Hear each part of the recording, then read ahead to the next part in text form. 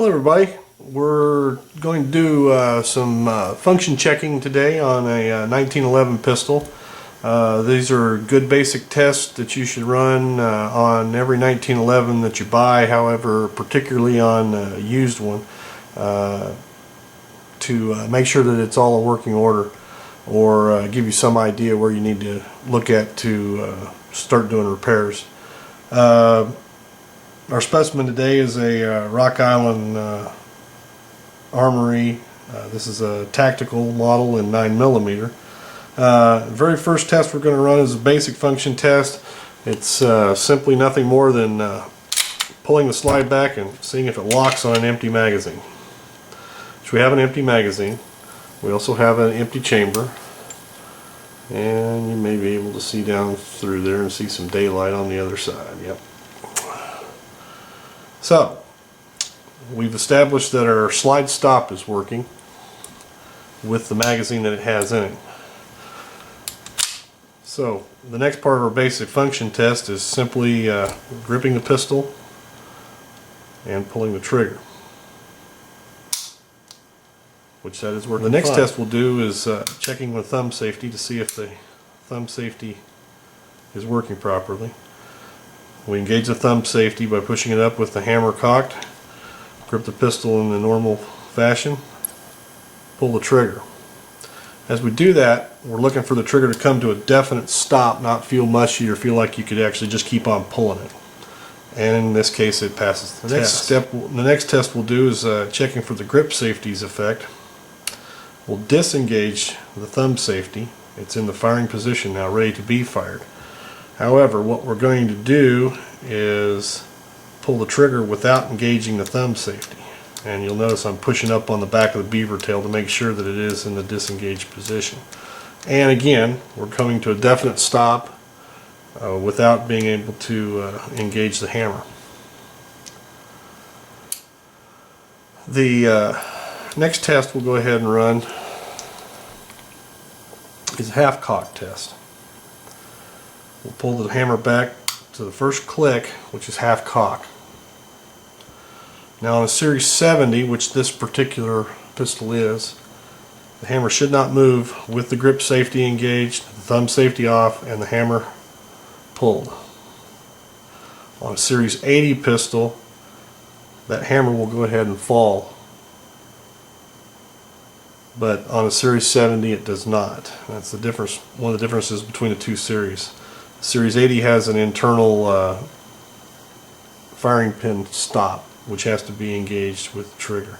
However, it drops the hammer but does not release the firing pin from the half cock position. Okay, the next test we're going to run is a disconnector test. It's kind of a two-part test. The first thing we're going to do is we're going to grip the pistol with normal grip.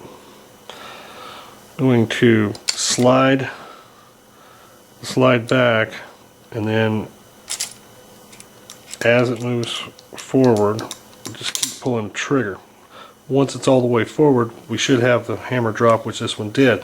What we're looking to not have happen is have this hammer back, and then as that slide moves forward, that hammer just follows it as it moves forward into battery position. The next two tests we want to run, both of these involve allowing the slide to slam forward. And generally speaking, that's something you want to avoid doing because it can damage either the sear or the disconnector. The first test is just again, it's a function test of the sear and the disconnector.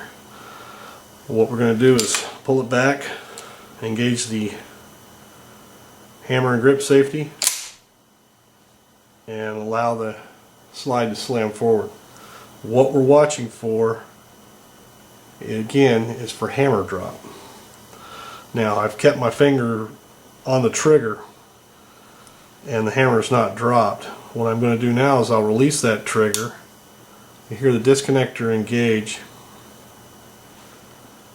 Now when I pull the trigger, we should have hammer drop, which is what we're wanting to do. The last test we're going to run is the sear engagement test.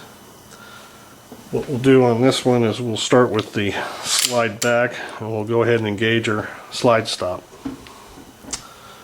Then again, we're going to grip the pistol as if we're going to fire it. Grip safety engaged, trigger engaged, and reach over with our thumb and allow that slide to slam forward. And again, what we're watching for is for the hammer to stay in the cocked position until we engage the disconnector and then been able to pull it forward.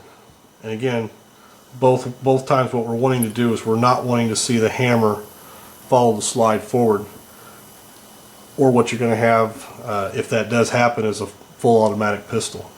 Both of those are indicators of either sear wear or disconnector wear, depending on which version you're running.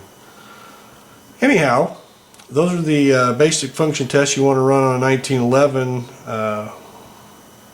when you're shopping. And like I say, generally speaking, you don't want to slam the slide forward. One of the things that you probably want to do if you're buying one used from an individual is you want to let them know that you're running this function test and that you need to slam that slide forward to do that. The reason is because some people know that you're not supposed to slam the slide forward, and some people don't. So you don't want to have somebody who does know that fact mad at you for slamming that slide forward and not realizing what you're doing. Other than that, hope you find this informative. We'll talk to you later. Have a good day.